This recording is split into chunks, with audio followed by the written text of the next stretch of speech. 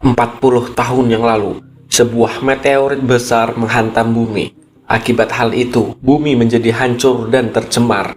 Seperti contohnya negara Korea, yang dulunya asri dan bersih, sekarang menjadi gurun pasir yang dipenuhi dengan oksigen yang kotor. Karena hal ini, populasi dunia hanya tersisa 1%. Mereka yang hidup berusaha mengembangkan alat canggih yang bernama air core, di mana alat ini mampu mengubah udara kotor menjadi oksigen, dan masker respirator teknologi baru manusia bisa bertahan di luar ruangan. Semua manusia yang hidup dipasangi kode QR untuk membagi beberapa kalangan, di mana kalangan itu adalah kalangan umum, kalangan khusus, dan kalangan inti. Mereka hidup di tempat sesuai kelasnya, dan bagi mereka yang tidak mendapatkan kode QR, mereka dicap sebagai pengungsi. Mereka hidup di bangunan-bangunan bekas dan hidup hanya mengandalkan bantuan pemerintah alias bansos. Beberapa dari mereka juga mendirikan sebuah kelompok pemberontak. Tujuan utama mereka adalah merampok barang bantuan untuk pengungsi. Dan satu-satunya cara bagi para pengungsi untuk hidup layak adalah menjadi seorang kurir pembawa bantuan. Namun sayang, seleksi masuk pekerjaan ini sangatlah sulit dan berat. Bagaimana tidak, resiko besar menanti mereka, yang tak lain adalah serangan dari kelompok penjara. Seperti halnya tokoh utama kita, ia diberi kode 58. Kita sebut saja Nike. Ia sangat berpengalaman dan terlatih, bahkan ia dicap sebagai legenda bagi para pengungsi. Tokoh dengan karakter yang mengagumkan menjadi daya pacu untuk para pemuda pengungsi yang ingin menjadi kurir. Seperti halnya para pemuda di distrik Gangnam ini. Seorang pemuda bernama Yong Sawol berniat melatih skill bertarung dengan taruhan oksigen dengan melawan 6 pemuda lain.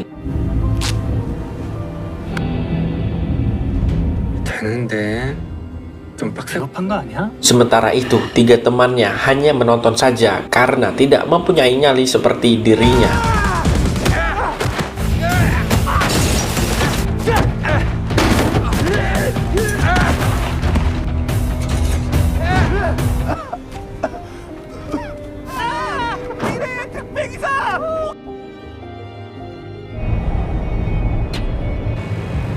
Sementara itu, para kurir yang sedang mengantar oksigen sesuai pesanan dengan kode QR mereka mengidentifikasi para pesanan.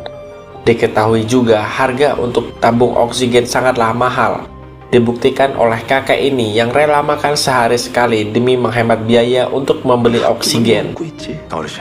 Tidak lama setelah itu, Nike mendapatkan kabar emergensi, di mana ternyata ada seorang kurir baru yang minim pengalaman. Dan jelas ia akan menjadi sasaran utama bagi para penjara. Untung saja Nike dengan cepat datang membantu dia. Dan dengan gelar yang ia miliki, sudah jelas pertarungan ini dimenangkan oleh siapa.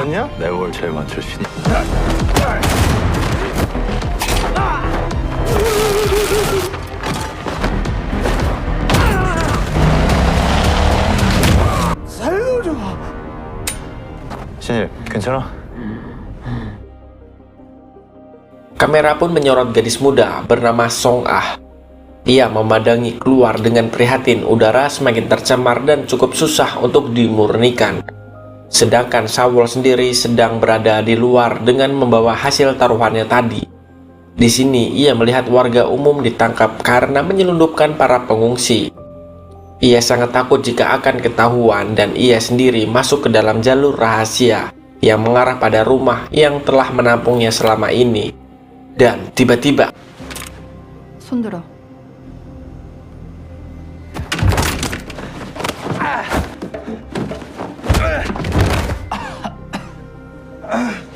ya, itu adalah Mayor Sol Ah, kakak dari Song Ah. Ternyata kakak beradik ini menyelundupkan Sawol selama 10 tahun. Sawol sendiri sudah lama ingin keluar dari rumah ini karena ia sangat takut jika kedua orang itu mendapatkan bahaya. Namun mereka berdua menolak dengan keras karena mereka di sini adalah keluarga. Dan karena Sawol kali ini tertangkap basah keluar masuk distrik oleh Sol Ah, akhirnya selama 15 hari ke depan ia dihukum menjadi tahanan rumah. 좋아. 그래.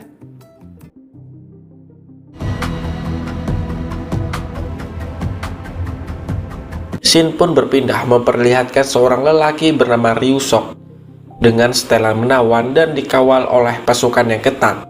Ia terlihat mempunyai jabatan penting di sini. Mereka sendiri masuk ke dalam terowongan rahasia, tempat di mana kalangan inti hidup. Tujuan ia ke sini adalah panggilan dari sebuah organisasi Chonmyong, organisasi raksasa pencipta teknologi Air Core. Organisasi ini mengontrol semua kalangan. Direktur utama organisasi ini adalah Jae-jin yang ternyata adalah ayah dari Ryusok. Kali ini ia sedang bersama Presiden Korea Selatan yang bernama Jin Kyung. Mereka membahas perihal pembangunan distrik baru karena populasi distrik khusus telah padat. Ia meminta agar pembangunan dipercepat agar relokasi segera terlaksana. Tidak lama setelah itu Ryusok datang. Sebenarnya ia telah lama menentang kebijakan itu karena beranggapan bahwa seluruh teknologi yang sekarang dipakai di distrik umum dan khusus adalah milik mereka, dan jangan memberikan secara cuma-cuma pada pemerintah. Namun pemikiran sang ayah adalah kemanusiaan, dan segala hal paten di sini adalah kehendaknya. 하는 게 전혀 도움이 되질 않습니다. 천명이 네 거라고. Shin pun kembali mengarah pada Sawol. Di hari terakhir sebelum ia dihukum, ia pergi dan mengajak seluruh teman-temannya melakukan hal konyol. Sebelum masa hukumannya berlangsung, mereka pun melakukan pengejaran pada truk pengantar tanpa tahu bahwa kurir itu adalah Nike.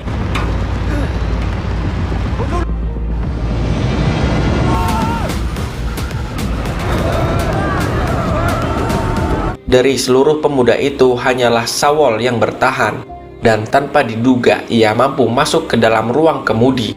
Sawol sendiri mengetahui jika sang kurir adalah sang legenda. Ia sangat senang dan ingin mengajaknya bertarung demi menunjukkan skillnya. Namun, 뭐야? 겁나 세네.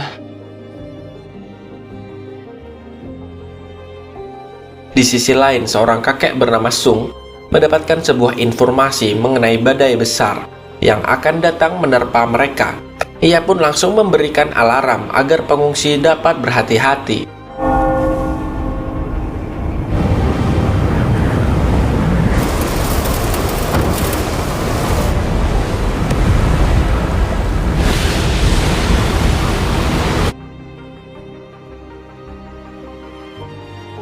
Sedangkan Nike sendiri telah sampai di tempat pertemuan dari pesan anonim itu. Ia tidak menemukan siapa-siapa. Ia pun memantau dengan teropong yang hanya memperlihatkan para truk pembawa air core masuk ke dalam distrik baru ini. Namun anehnya, isi dari dalam distrik ini sangatlah mencurigakan.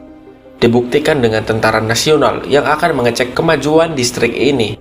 Namun dilarang keras untuk masuk oleh para penjaga Chonmyeon Group selaku pemegang wewenang di tempat ini. 말씀드리지만 A구역 공 아무리 소령님이 드시죠.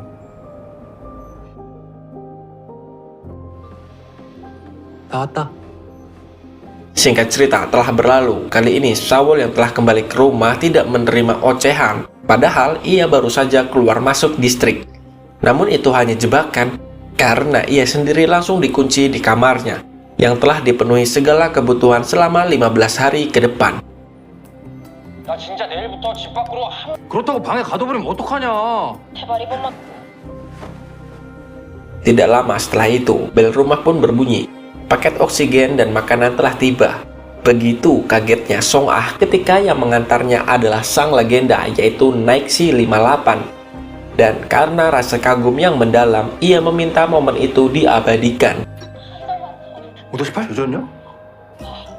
실물이 훨 좋네.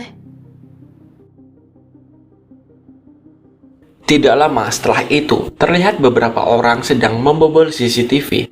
Nampaknya mereka adalah orang dari organisasi. Terlihat salah satu dari mereka mempunyai kode QR. Tanpa diduga, mereka memasuki rumah Song Ah. Terlihat di sini ia menangkap dan ingin menculik Song Ah. Sawol yang mengetahui hal itu langsung berusaha keluar dan menyelamatkan Song Ah. Namun sayang, Song Ah terkena tembakan dan tewas seketika.